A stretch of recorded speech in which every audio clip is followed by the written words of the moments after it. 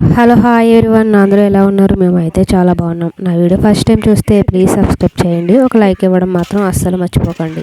ఇది వచ్చి ఏంటి మట్టి ఏంటి అనుకుంటున్నారా? ఇది అప్పుడే 3 days నుంచి చేస్తున్నారండి మా మొక్కలు అయితే క్లీనింగ్. లాస్ట్ వీడియోలో పోస్ట్ చేశాను కదా, ఇంకా అప్పుడైతే సగం అయ్యింది, మిగిలింది అయితే ఇప్పుడు స్టార్ట్ చేస్తున్నారు. మొత్తం కుండీలు మాకున్న కుండీలు మొత్తం మట్టి అంతా తీయించేసి ఈ పాత కుండీల్లో ఉన్న మట్టి అలాగే కొంచెం కొత్తగా కూడా మట్టి తెప్పించి కొంచెం పెంట ఉంటుంది కదండి, ఆవు పెంట అలాంటిది, అది ఎరువు కూడా వేసి 3 కలిపి బాగా మళ్ళీ కుండీల్లో వేసేసుకుని మొత్తం అన్ని కూడా సర్దేసుకున్నాము. ఇంకా ఈ అయితే 3 days నుంచి ఈ మొక్కల పనే సరిపోయిందండి. ఇంకా ఇక్కడ వచ్చి లోపల కాయగూరలు అయితే కట్ చేసి పెట్టారు, వెజ్ బిర్యానీ చేయడం కోసం అని చెప్పి ఇవన్నీ కట్ చేసి పెట్టారు. మంచి నీట్గా పెట్టారు కదా అని వీడియో తీశాను. అలాగే చాలా రోజుల తర్వాత అయితే ఈ వెజ్ బిర్యానీ చేస్తున్నారండి. అంటే ఒకటి వేస్తే ఒకటి వేయకపోవడము, అదే ఉండకపోవడము అలా ఉండేది. ఇంక ఈ రోజు అయితే ఇవన్నీ ఉండడంతో చేస్తున్నారనమాట. ఇంక ఇవన్నీ వేసేసుకుని వేపేశారు. ఏం ఎక్కువ మసాలా లేకుండా అన్ని బిర్యానీ స్పైసెస్ ఉంటాయి కదా, అవి మాత్రం లైట్గా వేశారండి. అంటే కొంచెం అల్లం వెల్లుల్లి పేస్ట్ అంతే, వీటితో మాత్రమే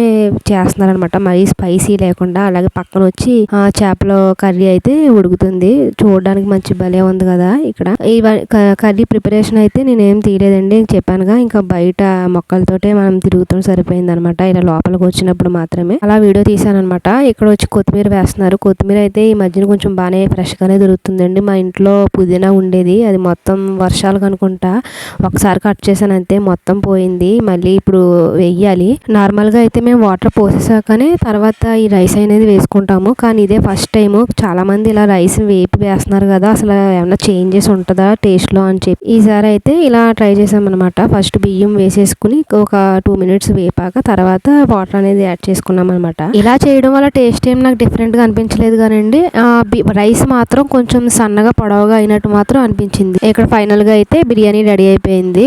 చాలా కమ్మగా చాలా బాగుందండి. అలాగే ఇక్కడ వచ్చి మళ్ళీ బయటకు వచ్చానమాట. తర్వాత ఎలా చేశారు ఏంటి ఒకసారి చూసొద్దామని చెప్పి ఇక్కడ మొత్తం ఇంతకుముందు మీరు చూసే ఉంటారు కదా, వంగ మొక్కలు అయితే మొత్తం ఉండేవి, అవన్నీ మొత్తం తీయించేసాను. 1-2 మాత్రమే చెట్లు ఉంచి మళ్ళీ అక్కడ చూసారు కనిపిస్తున్నాయి లేవో చిన్నగా ఫ్రెష్గా మళ్ళీ ఒక లైన్ మాత్రం వేసాను. ఇంకా అంతకు మించి ఎక్కువ ఏం వేయనండి. ఇంకా దాని తర్వాత అక్కడ బెండ మొక్కలు కానీ పేర గింజలు కానీ వేస్తాను. ఇక్కడ వచ్చి ఇంకా పాత టబ్బలే మిగిలిపోయినవి ఉండుంటే అవన్నీ మొత్తం తీయించేసి నీట్గా మట్టి వేయించేసి మొత్తం సర్దిచ్చేసాను అనమాట.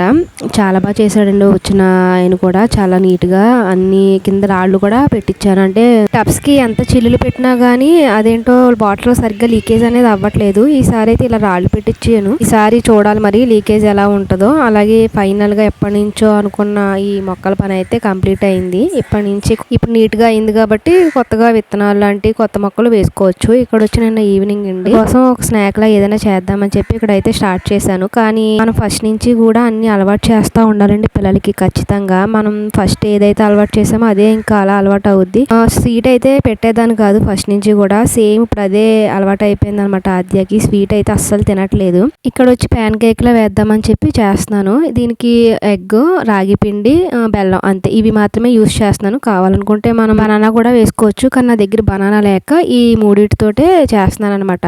ఇక్కడ వచ్చి రాగి పిండి అయితే అసలు ఎలా జావలా పట్టినా ఆద్య అయితే అస్సలు తినట్లేదు. సరే ఇలా ట్రై చేద్దామని చెప్పి ఇంకా ఇలా అయితే వేస్తున్నాను అనమాట. ఇక్కడ వచ్చి గుడ్డు పగలగొట్టుకుని ఓన్లీ ఒక గుడ్డు మాత్రమే చేశానండి, ఆద్య కోసమే కదా. తర్వాత దాంట్లో కొంచెం బెల్లం కూడా యాడ్ చేశాను, చాలా లైట్ గానే వేసాను. ఈ బెల్లం ప్లేస్ లోనే బనానా వేసుకోవచ్చు, స్వీట్నెస్ సరిపోద్ది. బెల్లం చాలా మంది అంటే కొంతమంది పిల్లలకి స్వీట్నెస్ ఎక్కువ పెట్టరు కదండి, నేను కూడా పెట్టను, కానీ తన ఆద్య కూడా సరిగ్గా తినదనమాట. స్వీట్ పెట్టిన వాళ్ళు హనీ కూడా వేసుకోవచ్చు. ఇక్కడ వచ్చి మనం ఇక్కడ పెద్దగా యూస్ చేసి పిల్లలకి పెట్టేయే కదండి, మంచివే. అగిపిండి కూడా పిల్లలకి పెడితే చాలా మంచిది. జావా అలా అలవాటు లేని వాళ్ళ పిల్లలకి అయితే కొంచెం ఇలా ట్రై చేయొచ్చు, ఇష్టంగా తింటారేమో, మేబీ ట్రై చేయొచ్చు. నేను వేసింది ఒక గుడ్డు కాబట్టి ఆ గుడ్డుకి సరిపడగా కలుపుకుంటూ ఈ రాగి పిండి కూడా వేసేసుకుని ఒక దోశల పిండి ఉంటది కదా ఆ స్టేజ్ లో అయితే కలిపేసుకున్నానండి.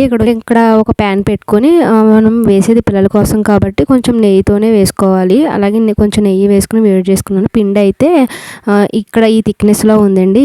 కొంచెం అది వేడెక్కాక తర్వాత ఈ ప్యాన్ కేక్ అయితే స్లోగా వేసేసుకున్నాను అనమాట.